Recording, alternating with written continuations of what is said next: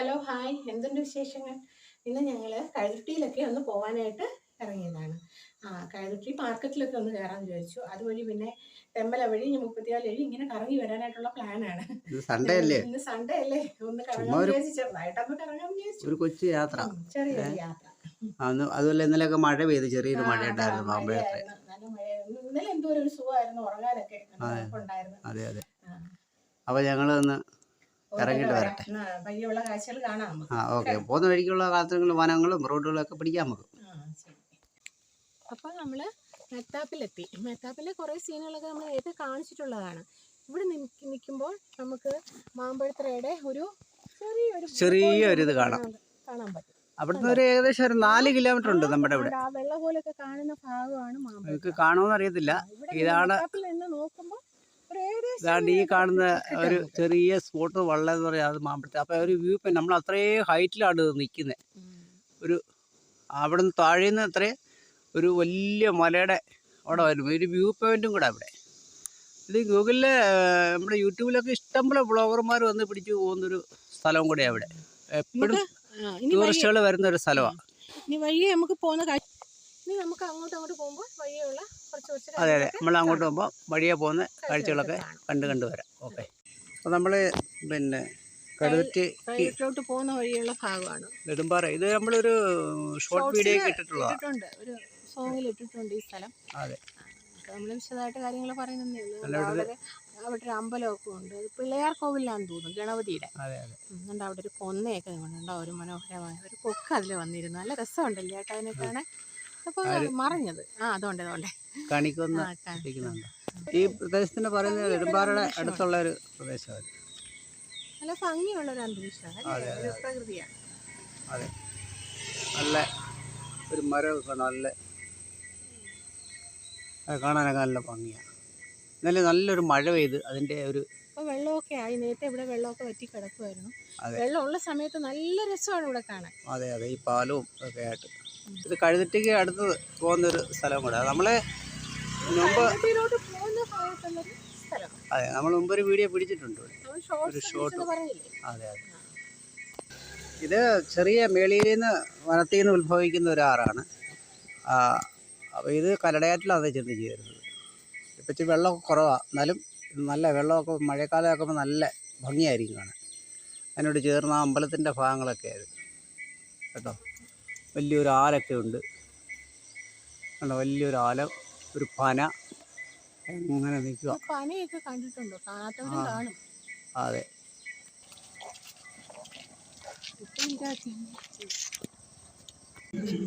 ഇതാണ് നമ്മുടെ കഴുതട്ടി മാർക്കറ്റ് ഇല്ല.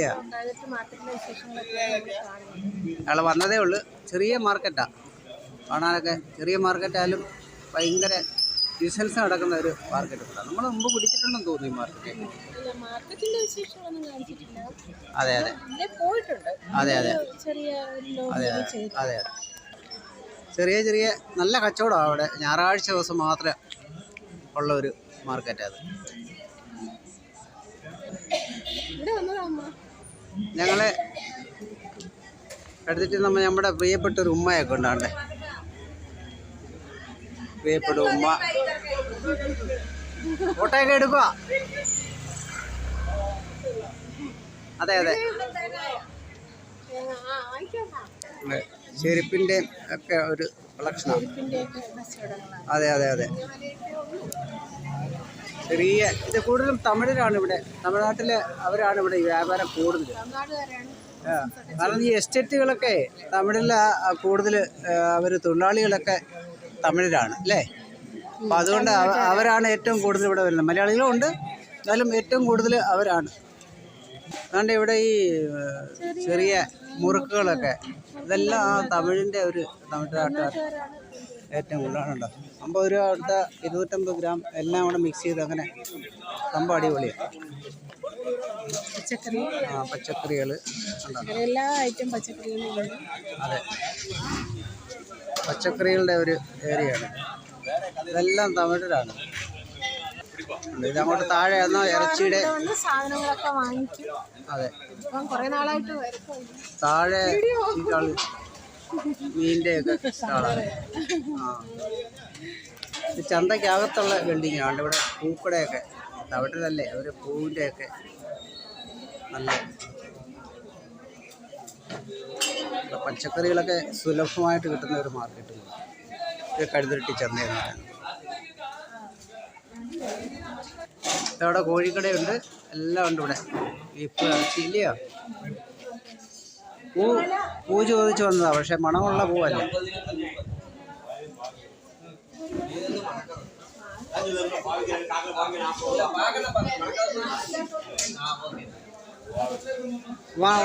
വാസനയില്ലേ?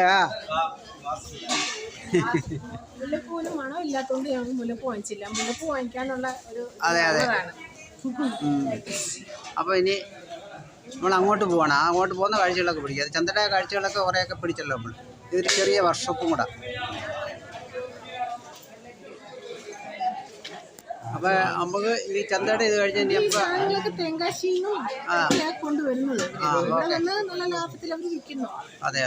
അപ്പോൾ ഇനി നമ്മൾ അങ്ങോട്ട് പോവാണ്. അവിടെ പോകുന്ന വഴിക്കുള്ള കാഴ്ചകളൊക്കെ കാണാം.